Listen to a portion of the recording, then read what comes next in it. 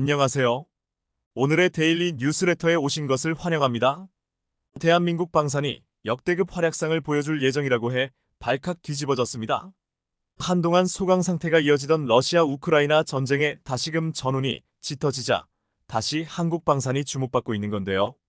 그런 와중에 미국 싱크탱크에서 세계 전쟁의 해결책으로 한국을 제안해 관심이 모아지고 있다는데, 우크라이나 전쟁의 장기화로 세계적 군비 확장 기조가 지속되면서 폴란드를 필두로 한 전 세계 방산 시장에서 한국산 무기의 존재감이 나날이 확대되고 있습니다. 앞서 폴란드의 K2와 K9, FA50 등 최대 40조 원 규모의 수출액을 올리면서 사상 최대 실적을 달성한 한국 방산의 무기들이 계속해서 수조 원대의 추가 수주에 성공하는 등 전례 없는 호황을 이어가고 있는 중인데요. 방산업계에 따르면 한동안 조용했던 우크라이나 전쟁이 다시 불붙으면서 한국의 방산에 또다시 엄청난 러브콜이 이어질 것으로 보입니다. 앞서 작년에 한화에어로스페이스, KAI, 현대로템의 매출은 폴란드로부터 수주 잭팟이 터지면서 최대 1조 원 이상 증가하는 쾌거를 달성했었습니다. 그런데 올해도 사우디 등으로부터 조 단위의 방산 수출이 잇따라 확정되면서 사상 최대 수주 실적을 기대해도 좋을 것 같다는 이야기가 나오고 있다고 합니다.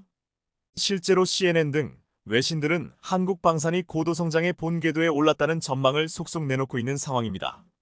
그리고 최근 이라크와 사우디의 국방 당국자들이 연이어 방한해 국산 헬기 수리온과 KF-21, 도산 안창호함 등의 운용 상황을 둘러본 것도 이런 분석에 무게를 싣고 있는데요. 이렇듯 최근 한국 무기가 세계 방산 시장에서 전례 없는 특수를 누리고 있다는 사실에는 이견이 없는 상황입니다. 그런데 앞선 영상에서 한국의 유럽 방산 시장 진출로 인해 독일이 크게 망신을 당한 상황이 발생했다는 소식 전해드렸었는데요. 과거 전차 강국으로 불리던 독일의 자존심을 제대로 구긴 사건이 발생하면서 한국이 방산이 더욱더 주목받게 됐다고 말씀드렸었습니다. K2에 홈뻑 빠진 폴란드 등 전 세계 각국의 한국산 전차에 대한 러브콜에 이어 이번에는 한국산 포탄이 엄청난 일을 만들어낸 겁니다. 공식적으로 밝혀지지는 않았지만 독일 현지에서는 대한민국의 최대 2조 원에 달하는 천문학적인 돈을 낼 수 있다는 이야기가 나오고 있는 중으로 바로 이 돈으로 한국으로부터 포탄 구매를 할 거란 예측이 나옵니다. 사실 독일은 과거의 영광으로 인해 한국에게 자존심을 굽히지 않으려 버티고 있지만 현실이 따라주지 않고 있다고 합니다. 어쩔 수 없이 한국으로부터 포탄을 대규모 도입해야 하는 상황이 펼쳐지면서 제대로 무릎을 꿇게 됐습니다. 올해 독일은 우크라이나에게 10조 원 규모의 지원을 약속했었는데 대부분 포탄을 구입하기 위한 것으로 나머지를 공급할 여력이 없어 난처한 상황으로 알려졌습니다.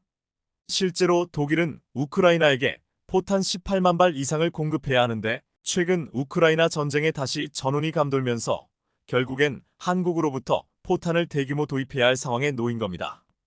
이는 현재로서 한국만이 유일하게 대규모 포탄을 공급할 수 있기 때문으로 독일은 이번에 한국 방산을 인정해야만 하는 진땀 빼는 상황에 처하게 됐습니다.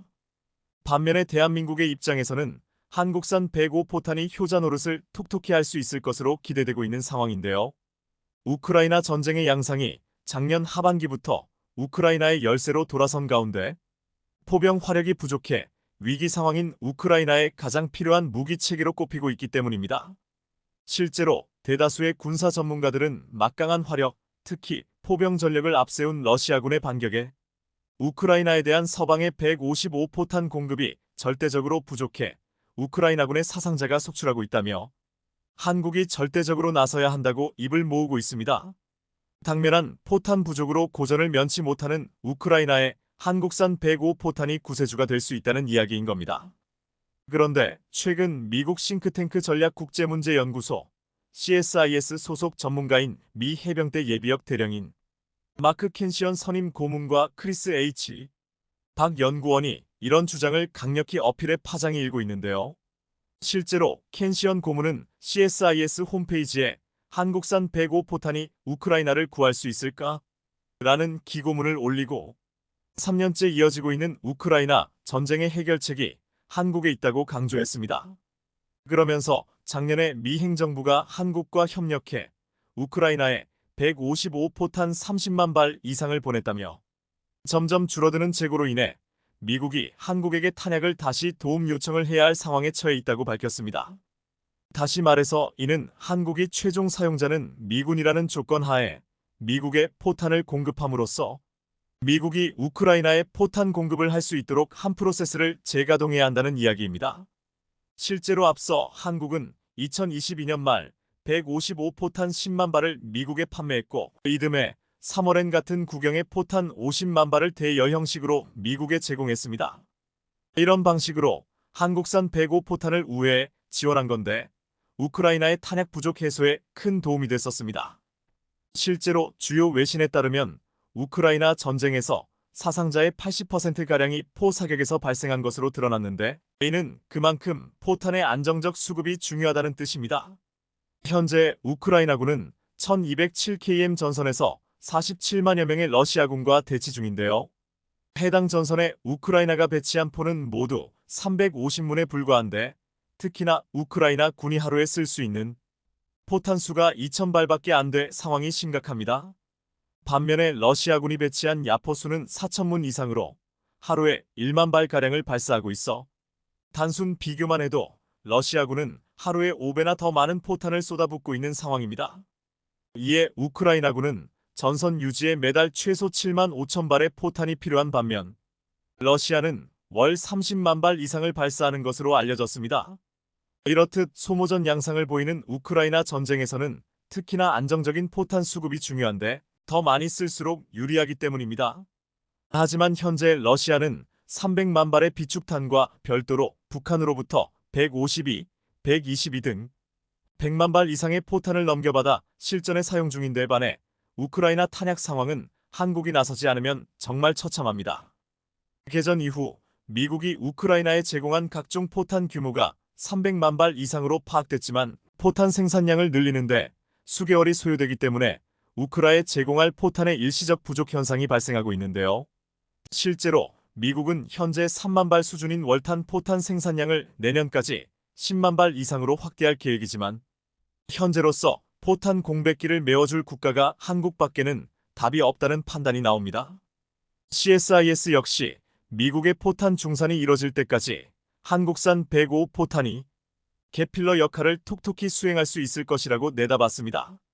이렇듯 한국이 우크라이나 전쟁의 해결사가 될 수 있는 건 우리의 지정학적 상황과 관련이 아주 깊습니다. 실제로 대한민국은 북한의 안보 리스크에 대응하기 위해서라도 포탄의 필수 보유량을 확보하고 있으며 생산도 꾸준히 하고 있기 때문입니다.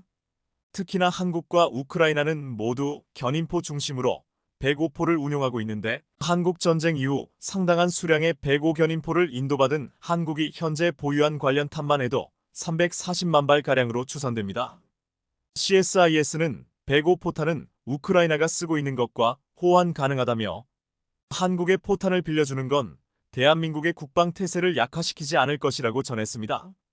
다시 말해서 이는 우리 군이 쓰는 곡사포의 30% 이하가 105 포탄을 사용하고 있으며 대부분의 부대는 K9과 같은 155 자주포를 쓰는 것으로 전환하고 있기에 105 포탄에 대한 의존도가 그리 크지 않다는 겁니다. CSIS는 한국의 105 포탄을 대량 사용하고 현재 미국이 생산 중인 155 포탄으로 채워 넣겠다고 미국이 제안하면 한국을 설득할 수 있을 것이라며 우크라이나 전쟁의 해결책은 한국에게 있다고 강조했습니다. 이렇듯 그동안 대한민국은 북한의 군사적 위협에 맞서 꾸준한 기술 개발과 함께 무기체계 생산을 멈추지 않으면서 언제든 군수 지원이 가능한 그야말로 해결사로 우뚝 섰는데요.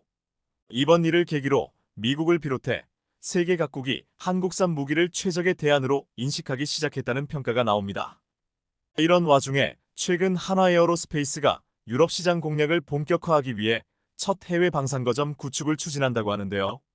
우선 그 첫 단계로 폴란드에 R&D 센터를 만들기로 합의했다는데 이를 계기로 메이드 인 나토 전략을 급속도로 추진한다는 계획입니다. 방산업계에 따르면 얼마 전 한화에어로스페이스가 폴란드 정부와 폴란드 현지에 방산연구개발센터를 짓기로 합의했습니다. 이는 한화에어로의 해외 첫 R&D 센터로 앞으로 생산체계까지 갖춘 방산거점이 될 거란 전망이 나옵니다. 실제로 앞서 한화에어로스페이스 사장은 폴란드에 R&D 센터를 만들기로 합의하고 이를 준비 중이라며 이런 방식으로 가야 수출이 대폭 확대된다고 밝혔습니다. R&D 센터 착공 시기와 입지 등 구체적인 사항에 대해선 폴란드 측과의 협의가 남아있는 상태로 일단 여기서 만들 품목은 K9 자주포와 레드백 등 지상 무기 체계가 될 가능성이 높습니다. 여기에 더해 한화에어로스페이스는 폴란드 정부 측과 폴란드 현지 생산 공장 건설에 대해서도 협상 중에 있는데 이는 모두 하나가 새롭게 추진하는 메이드 인 나토 전략의 일환으로 보입니다. 최근 폴란드와 수출 이행 계약 협상을 얘기 중인 천무 역시 폴란드에서 생산할 수 있는 가능성도 있는 것으로 알려졌습니다. 이렇듯 메이드 인 나토 전략이 본격적으로 시작되면 폴란드 말고도 다른 나라 시장을 겨냥한 추가 수주전에도 활력이 더해질 것으로 보이는데요. 최소 300대는 반드시 사야 합니다. 신께서 루마니아 정치인들의 마음을 밝히시고 이 결정을 극단적이고 신속하게 내릴 수 있게 해주소서. 루마니아에서 K2전차 실사격 사진이 공개되자 루마니아 내에서 큰 환호와 탄성이 터져나오고 있습니다. 현대로템은 지난 1315일까지 루마니아 갈라치에 있는 스마르단 트레이닝 센터에서 K2전차 사격 및 기동 시범 행사를 벌였습니다. 루마니아에서 K2 흑표전차가 실사격을 하는 것은 처음이었습니다. 이번 실사격은 루마니아와 한국 양국의 군 고위 관계자와 정부 대표, 현대로템 기업 대표단이 참가했는데 루마니아가 K2 전차 도입 마지막 사인을 하기 전에 하는 시험이라 큰 의미가 있었습니다. 군사매체 아밀레코그니션은 관계자들은 이번 야전 및 사격 시험은 단순한 장비 평가 절차뿐 아니라 루마니아와 한국 간 방산 계약 내용을 마무리하는 중요한 단계가 될 것이라고 분석했습니다. 궤도 장비의 현지 실사격은 계약 체결 전 무기 성능 평가를 위해 거치는 마지막 단계이자 이번 사격 결과에 따라 K2 전차 계약 금액과 대수 등 수출 규모와 시점이 구체화될 것이라고 했습니다. 현재 현대로템은 10조 원 규모로 500대를 수출하려고 하려 있고 루마니아는 300대를 원하는 것으로 알려지고 있습니다. 이날 훈련장에는 태극기와 루마니아 국기를 단 K2전차가 등장했는데 실제로 전방에 있는 전차를 향해 폭격을 가하는 장면이 목격되었습니다. 그런데 K2전차가 사격하는 목표물이 심상치 않아 보였습니다. K2전차가 불을 뿜으며 사격하는 목표물은 러시아제 전차와 장갑차들이었습니다. 러시아가 우크라이나를 침공하자 국경을 맞대고 있는 루마니아는 큰 위협감을 느끼고 있는데 적국을 러시아로 가정하고 K2전차 테스트에서 러시아제 전차를 격파했다는 것은 큰 의미가 있어 보였습니다. 사격 시험은 정지 및 기동 상태 등 다양한 상황에서 표적을 맞추는 형태로 진행되었는데 12km 떨어진 표적을 맞추는 형태로 진행되었습니다. K2전차가 화염을 내뿜으며 사격을 하는 모습이 사진에 포착되었는데 정확하게 명중하며 K2전차의 위력을 과시했습니다. 이를 올린 루마니아 매체 프로파트리아는 새로운 사실도 공개했습니다. 루마니아에 납품되는 K2전차에는 공개되지 않은 모듈러 합성갑과 폭발적인 반응성갑 블록을 모두 사용한다고 했습니다.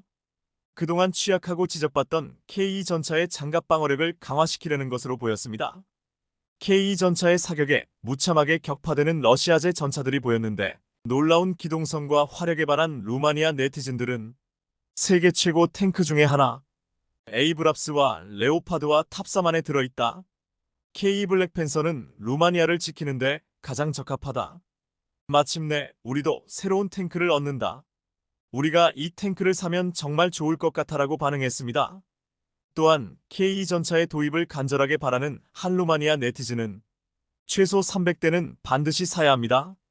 신께서 루마니아 정치인들의 마음을 밝히시고 이 결정을 극단적이고 신속하게 내릴 수 있게 해주소서라고 호소하기도 했습니다. 루마니아는 역사적으로 전차의 진심이었습니다. 과거부터 자국 전차를 개발하기 위해 혼신을 다했지만 기술력이 부족했는데 구소련 T-55 전차를 베이스로 전차를 만들었고 1994년 TR-85M1 비노줄들소이라는 자국 전차를 만들었습니다. 하지만 이 전차는 엔진 공간이 높고 연료 소모율이 높으며 만성적인 누유가 발생했습니다. 또한 현대 대전차 화기나 철갑탄에 대부분 관통될 정도로 종이장갑이고 현대적 포탄을 쓰기도 어려워서 형편없는 화력을 지니고 있습니다. 이제 이 전차를 떠나보내고 세계 최강이라는 최신형 K2 전차를 구입한다는 소식에 루마니아인들은 설레어하고 있습니다. 당초 루마니아는 미국 M1A 에이브람스 전차를 구입하려고 했습니다. 하지만 미국 무부가 제시한 가격이 터무니없이 비쌌습니다. 프랑스 군사매체 메타 디펜스는 루마니아에 제시된 에이브럼스 탱크의 가격이 너무 높다고 밝히면서 루마니아는 군 현대화를 위한 100억 유로 14조 원의 특별 예산이 편성돼 있지만 전차 이외에 F-35A 스텔스 전투기, HIMARS 고기동 다연장 로켓 시스템, 패트리어트 지대공 미사일 등 구매가 필요한 장비가 많아 루마니아는 전차 구매에 과도한 예산 소모를 할 수 없다고 했습니다. 메타 디펜스는 폴란드에 수출된 현대로템의 K 전차가 대당 1.900만 달러 257억 로, 대당 2.5003, 0만 달러 406억 로 옵션에 따라서 천차만별의 비싼 가격을 갖는 에이브럼스 탱크의 반값에 가까워 루마니아가 K 전차를 구매할 가능성이 높다고 보도했습니다. 현대로템의 K 전차는 에이브럼스와 동일한 120활강포를 갖춰서 동등한 화력과 10톤 정도 가벼워 빠르고 기동성이 뛰어나며 현대로템이 현지 조립 생산 지원과 루마니아 방위산 업체에 기술 이전까지 제안했다고 했습니다. 루마니아는 이미 에이브람스 와레오파드를 탈락시켰는데 K 전차의 가성비에 비해 이들 전차는 상대조차 되지 않는다고 했습니다. 지난해 노르웨이는 K 전차를 시험평가하고 이번이나 추천했지만 정부의 결정으로 독일 레오파드를 선택한 바 있습니다. 노르웨이는 독일 레오파드 EA8 전차를 대당 3천만 유로 460억 원에 계약했습니다. 미국 에이브럼스와 독일 레오파드를 사려면 대당 500억 가까이 취해야 하지만 한국산 K 전차는 비슷한 성능을 가지면서도 반값인 250억이면 살 수 있다는 것이었습니다. 이번에 K 전차를 실사격 시험을 하고 구입한다는 소식에 군사에 관심이 많은 루마니아인들은 다양한 의견을 내고 있습니다. 일부는 K 전차의 후속 모델인 K3 전차를 사야 한다거나 독일의 차세대 전차 KF-51을 선택했어야 한다는 말을 하고 있습니다. 그러자 루마니아 내전차 전문가들이 나와서 객관적인 사실들을 열거하면서 설명해 주었습니다. 루마니아 네티즌들의 반응입니다. 맙소사. 우리 프레첼은 치위 주세요. 하느님. 하나님의 뜻에 따라 우리 백성이 이번에 진지하게 생각한다면 그 관점은 흥미로울 것입니다. K는 기술적으로 매우 진보된 전차입니다. 그리고 에이브람스 와레오파드에 비해 무게가 더 가볍다는 것은 물리학적으로 흥미로울 것입니다. 폴란드에 비해 장갑이 더 다양하다는 점을 고려하면 우리에게 탁월한 탱크가 될 것입니다. 나는 한국과의 거래가 가능한 한 빨리 실현되기를 바랍니다. 동맹국들이 발목 게임을 중단하고 인수와 함께 지옥을 움직이도록 정부를 압박하고 있기를 바랍니다. KF-51은 아직 존재하지 않습니다. 그러나 라인메탈은 헝가리를 탱크 개발에 자금을 참여시켜 현지 생산을 보장하는 계약을 체결했습니다. 헝가리는 자체 탱크를 제작할 기회뿐만 아니라 수출용으로도 제공할 수 있는 기회를 갖고 있습니다. KF-51이 만들어질지 지켜보자. 왜냐하면 현재로서는 독일군이 KF-51을 가져갈 의향이 전혀 없는 것 같기 때문이다. 헝가리인들이 하게 놔두고 나는 이 나라에서 다른 일을 하고 싶시. KAT 미사일, 칼구스타프, 드론, 포병, 예비 탱크 장교로서 저는 다음과 같이 말씀드립니다. K 블랙팬서 탱크는 레퍼드 EA8보다 우수합니다. 가변 간격을 갖고 있어 최대 60%의 경사도를 다룰 수 있고 거친 지형산과 언덕에서 전투 활동을 수행할 수 있으며 1500마력 엔진에 무게가 55톤이므로 27마력티의 비율을 갖는다. 루마니아는 산과 언덕이 23을 차지합니다. 나는 요청이 있습니다. 러시아인의 말을 믿지 말고 일부 정치인처럼이 나라를 배신하지 마십시오. 그렇지 않으면 우리는 그것을 잃을 위험이 있기 때문입니다. K 전차를 도입하면 국가의 방어 능력이 회복된다는 것은 확실합니다. 여기서 계속 읽으면서 두 가지 유형의 탱크가 필요하지 많고 에이브럼즈만이 더 낫다는 것을 읽었습니다. K와 에이브럼즈는 서로 다른 두 가지 유형의 탱크입니다. 에이브람스는 70톤 정도 무겁고 K는 50톤 정도 더 가볍습니다. K는 전국 도로에서 훨씬 쉽게 운송될 수 있습니다. 에이브럼즈는 사용 시간당 더 많은 비용이 듭니다. 더 많이 소비하고 다른 유형의 연료를 소비합니다. K는 루마니아와 같은 기후 및 지형 조건에 맞게 특별화 제작되었습니다. 게다가 더 가벼워서 말하자면 늪지대에서도 더 쉽게 다룰 수 있습니다. 또한 산이 많고 숲 우거진 지역에서는 더 좋으며 크기가 더 작고 경사면에서 쓸 수 있기 때문에 나무 사이로 더 쉽게 움직여 기울이거나 위로 향할 수 시스템이 있어 타격 각도가 증가합니다. 우리 국민들이 똑똑하다면 K는 국내에서 다소 생산이 가능하고 에이브람스보다 가격도 저렴하기 때문에 같은 돈으로 더 많이, 더 빨리 가질 수 있습니다. 실제 루마니아는 K 전차를 도입하면 에이브람스나 레오파드를 구입하는 것에 비해 절반에 가깝게 들지 않는데 이렇게 남은 비용으로 한국산 무기를 대거 도입하려는 움직임을 보이고 있습니다. 지금 현재 루마니아는 K 전차 외에도 K 구자주포, 레드백 장갑차까지 도입해서 제2의 폴란드가 될 것이라는 말을 하고 있습니다. 이러한 움직임에 한 루마니아 네티즌은 이렇게 간절하게 호소했습니다. K9, K2, K21 REDBAC K 루마니아 ELBIT에서 생산한 포탑 장착 가능은 루마니아 군대와 루마니아 방 위산업 모두에 큰 도움이 될 루마의 완벽한 솔루션이 될 것입니다. 우리나라가 진지하게 이 거래를 성사시키기를 바랍니다. 내 생각에는 이것이 2030년경에 경쟁력 있는 장비를 갖춘 군대를 보유하는데 도움이 될 유일한 길입니다. 한국형 전투기 KF-21이 지난주 시험 비행에서 2종의 공대공 미사일 시험 발사에 성공한 가운데 또 다른 시험 비행에서 국산 전투기 최고 속도인 마하 1.8을 돌파했다고 알려지며 크게 화제가 되고 있습니다. 마하 1.8은 시속 2200km로 국산 전투기 중 최고속도입니다. FA-50은 물론 미국에서 도입한 우리 공군 전략자산 F-35의 마하 1.6보다도 더 빠른 속도인데요. 그런데 이 소식에 KF-21을 눈여겨보고 있는 경쟁자들이 매우 놀란 것 같습니다. 여러 가지 반응들을 보이고 있는데요.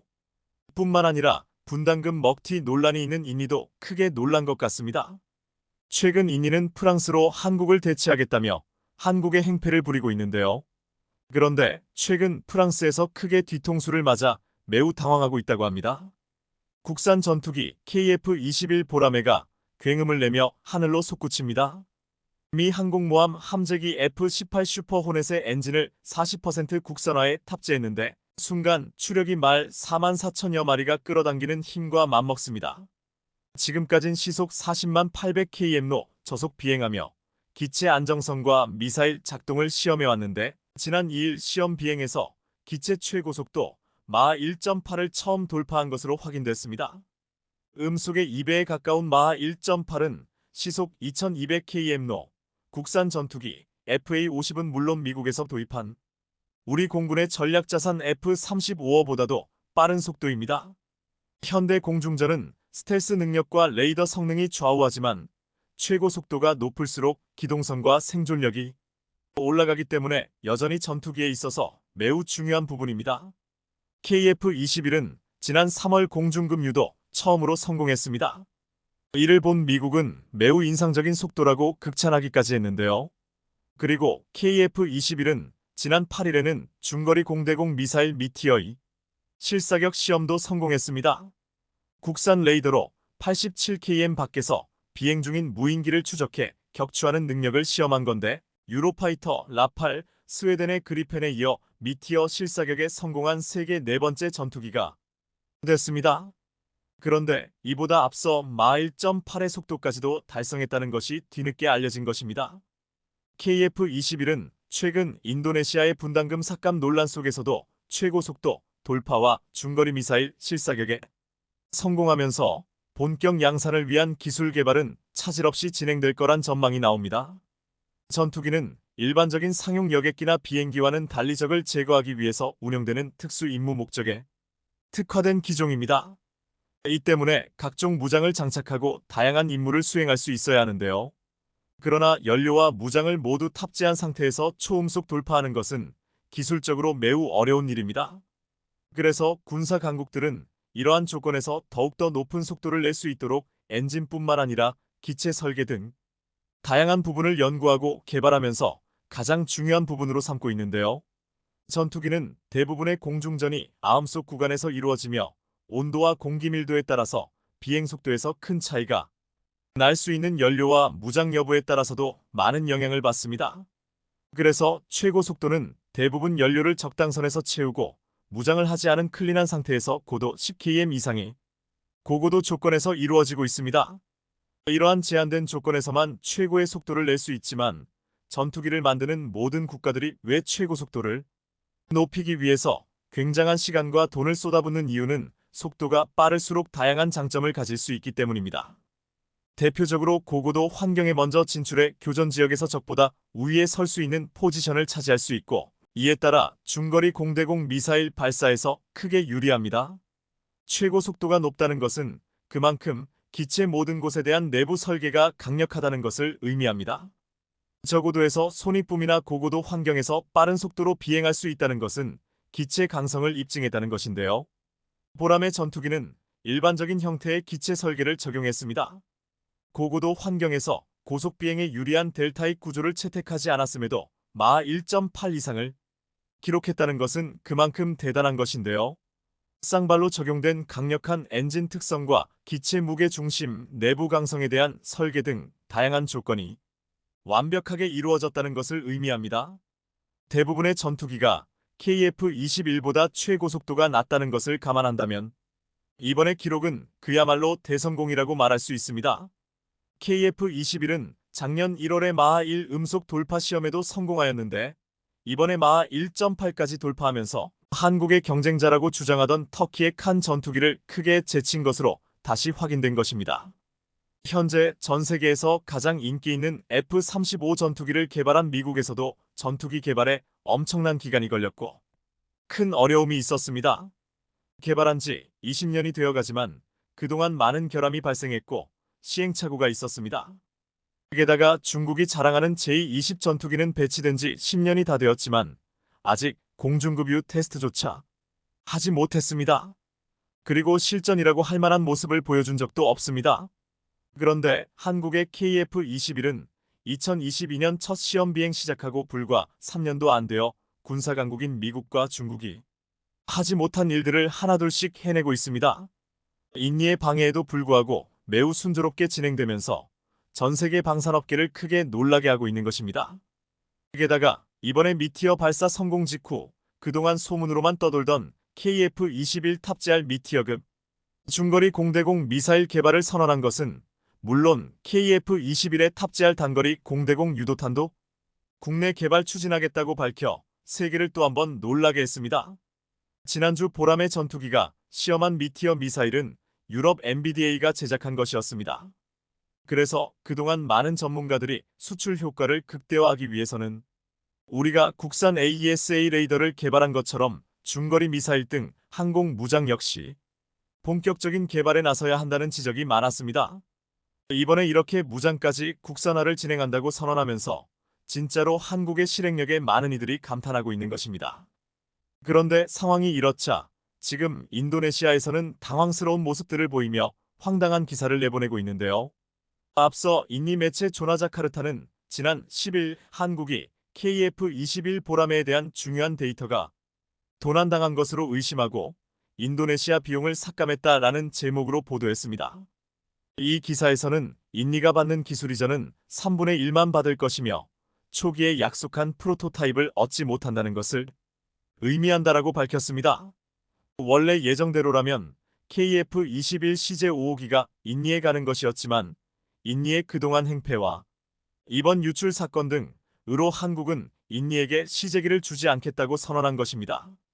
그러자 최근 조나자카르타는 황당한 내용의 기사를 게재했는데요.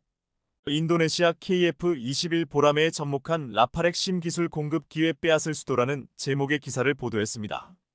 이 기사에는 굉장히 황당하고 충격적인 내용이 담겨져 있었습니다. KF-21과 라팔은 비슷한 점이 많은데 KF-21은 스톰 섀도우, 미티어 미사일 등 라팔이 일반적으로 탑재하는 미사일을 탑재할 수 있는 설계라고 했습니다. 그러면서 매체는 한국이 주지 않는 핵심 4대 기술을 받을 수 있는 방법이 있다라고 했습니다.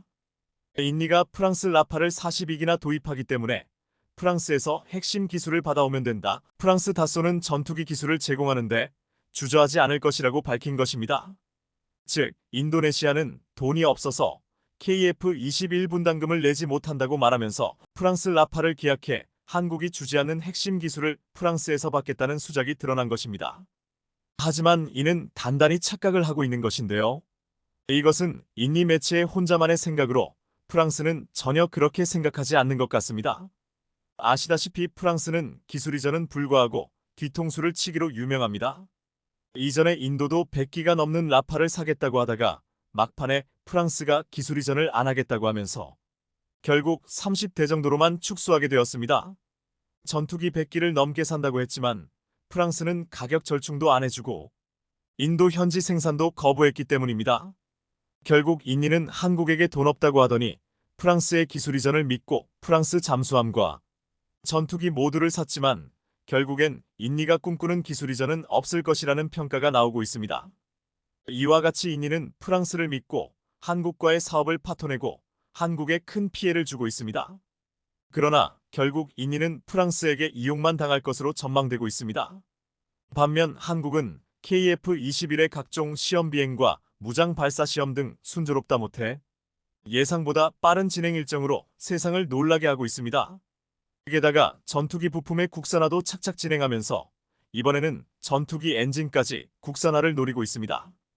전투기를 만드는 많은 국가들이 항공 엔진 기술 국산화에 목을 메고 있는데요. 그 이유는 첫째, 자체 개발 전투기에 자체 개발 항공 엔진을 탑재할 수 있다면 우리는 그 누구의 승인을 보지 않고 수출할 수 있으며 이를 통해 막대한 부를 창출할 수 있기 때문입니다. 한국이 만일 자체 항공 엔진을 개발해 글로벌 시장의 1%만 차지해도 앞으로 20년간 무려 9조 4천억 원 이상의 부가가치를 창출할 수 있을 정도로 이 시장은 막강합니다. 둘째, 우리나라 국방의 독립성이 강화되기 때문입니다. 그 누구의 눈치를 보지 않아도 되는 것입니다. 그래서 이번에 한국도 한국산 전투기의 심장에 국산 항공 엔진을 탑재하기 위해 독자 개발 나섰습니다. 항공 엔진 독자 개발 프로젝트의 맨 선두에는 한화에어로스페이스가 있습니다. 이번에 한화에어로스페이스는 한국 정부와 함께 2030년대 후반까지 1만 5천 파운드급 엔진을 개발한다는 목표로 글로벌 항공 엔진 개발에 박차를 가하고 있습니다. 한국이 독자 개발의 꿈을 꾸는 이유는 향후 스텔스 기능을 탑재할 KF-21 블록 3 모델 등 5세대 전투기와 인공지능 AI 기술과 무인 운용 기반의 6세대 전투기 시대에 대비하기 위해서입니다. 한국이 얼마나 단시간에 차세대 전투기의 국산화에 성공했는가를 눈으로 본 많은 경쟁 국가들은 한국이 또 얼마나 단시간에 항공엔진 기술까지도 국산화할까 노심초사하는 모습입니다. 이러한 핵심 기술들을 갖기 위해 정부와 민간이 긴밀히 협력해 가장 빠른 시간 안에 목표를 달성하길 기대해 보겠습니다. 지난 1월 사우디가 KF-21의 6세대 전투기 공동 개발을 제안했습니다. 우리 정부는 천천히 협상을 하려 했지만 사우디는 적극적인 태도로 달려들었다고 했습니다. KF-21 개발이 너무나도 빠르고 순조롭게 이뤄지자 공동 개발에 폴란드와 UAE 등도 관심을 보이고 있는 상황에서 많은 국가들에서 참여하고자 하는 시선이 쏠리고 있습니다. 국내에서는 이미 인도네시아와 공동 개발을 했다가 큰 낭패를 당했기 때문에 앞으로 공동 개발에는 굉장히 신중해야 한다고 말하고 있습니다. 그럼에도 6세대 전투기 공동 개발에 전혀 예상치 못한 놀라운 국가가 등장해서 주목받고 있습니다. 그동안 인도네시아를 비롯해서 사우디, 폴란드, UAE 등은 재정적인 부담만 할 뿐 전투기 개발에는 큰 도움이 되지 않을 것이라고 했는데 이 국가는 엄청난 기술적인 공여를 할 것이라고 말하고 있습니다. 바로 스웨덴입니다.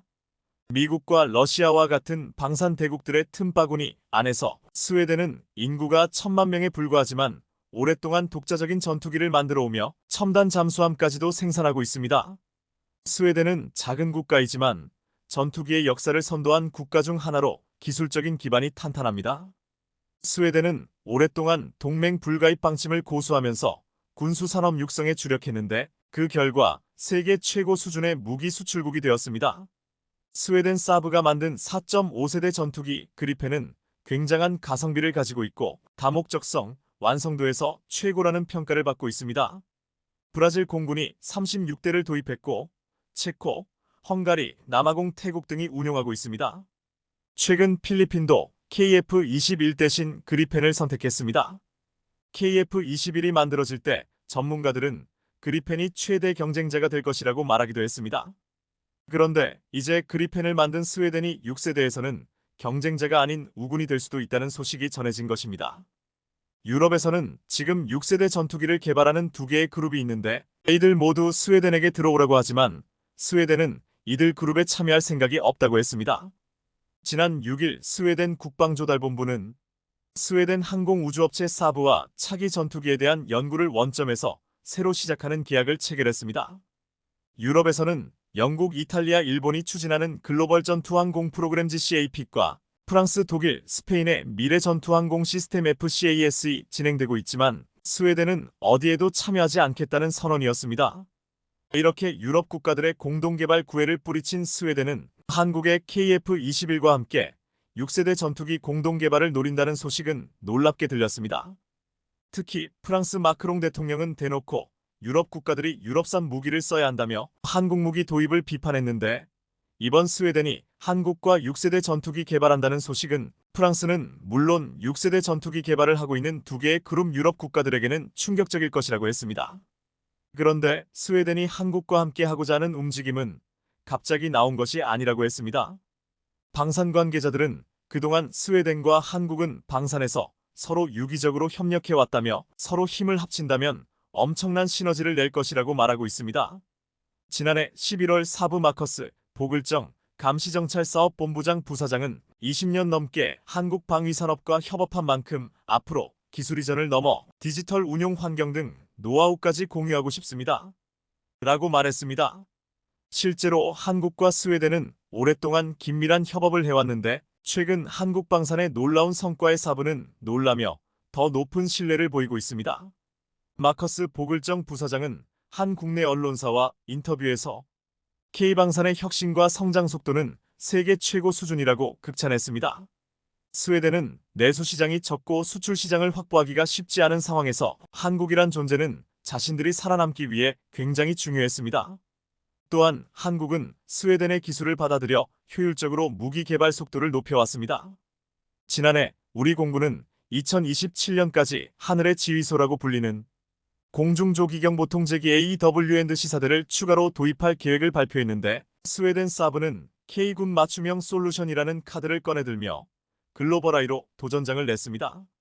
그동안 사브의 글로벌아이는 커버리지 정찰 범위가 제한적이라는 단점이 있었는데 사브는 한국형 구성에선 모든 방향 360과 영역 6해공에서 정찰이 가능해 완전한 상황 인식을 제공하게 될 것이라며 한국군의 높은 요구 수준을 충족할 수 있을 것이라고 말했습니다.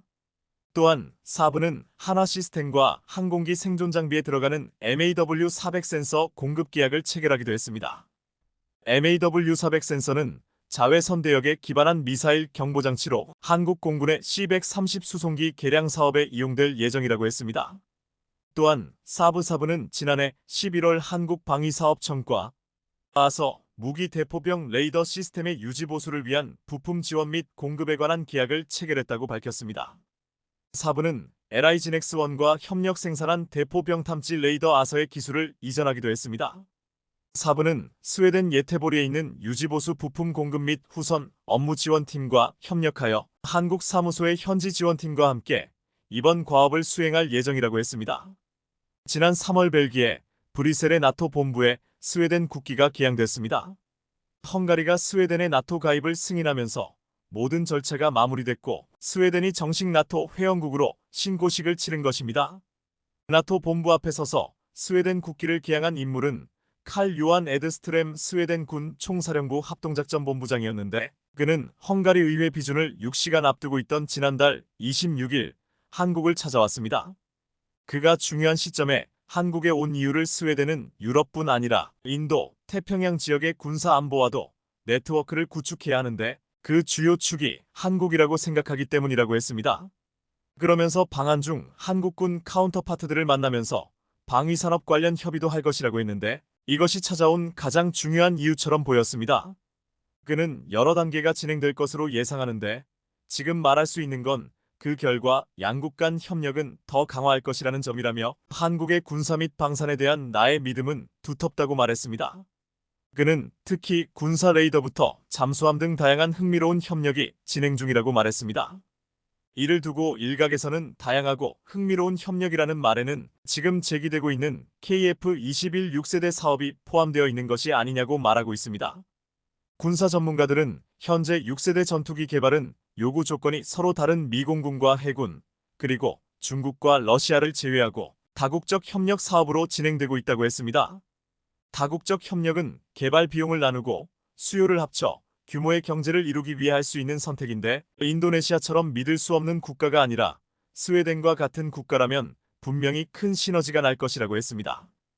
영국과 일본 등 많은 국가들이 6세대 독자 개발을 중단했는데, 이는 차세대 전투기가 요구하는 성능이 엄청나고 그에 따른 개발비가 비싸 혼자 개발하기엔 벅차기 때문이라고 했습니다.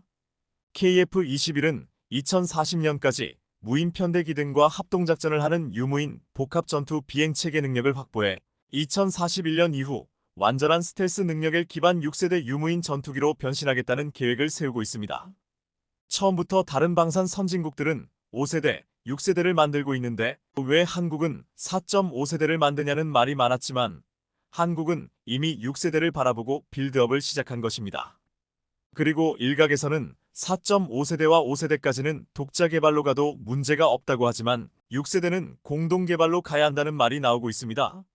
여기에는 분담금을 내는 수준이 아니라 개발비를 포함해 기술을 가진 나라라면 큰 도움이 될 것이라고 말하고 있습니다. 스웨덴은 불과 인구 1,000만 명의 작은 나라지만 미국, 러시아 등과 대등할 정도로 전투기 개발을 해온 나라입니다. 이는 마치 지금 과거 전차 하나 없이 침범당한 약소국이었지만 이제는 전차 자주포, 전투기까지 수출하는 나라가 된 한국과 비슷하다고 했습니다. 일각에서는 한국이 4.5세대를 만들고 6세대를 만들 때까지 너무 많은 시간이 걸린다면 그 사이 이미 6세대를 시작한 중국이나 유럽의 2개 그룹에 밀리면 어떻게 하냐는 말까지 나온 바 있었습니다. 그렇게 되면 주변국 중국과 일본이 6세대 전투기를 가질 때 한국은 이에 맞설 전투기가 없을 것이라고 했습니다. 한국은 충분히 독자 개발로 지금 KF-21 개발에서 보여준 속도를 낼 것이라고 자신하는 목소리도 있지만 우려하는 목소리가 있는 것도 사실입니다. 이들의 속도를 완전히 따라잡아 버릴 것이라는 기대가 나오고 있습니다. 시청해주셔서 감사합니다.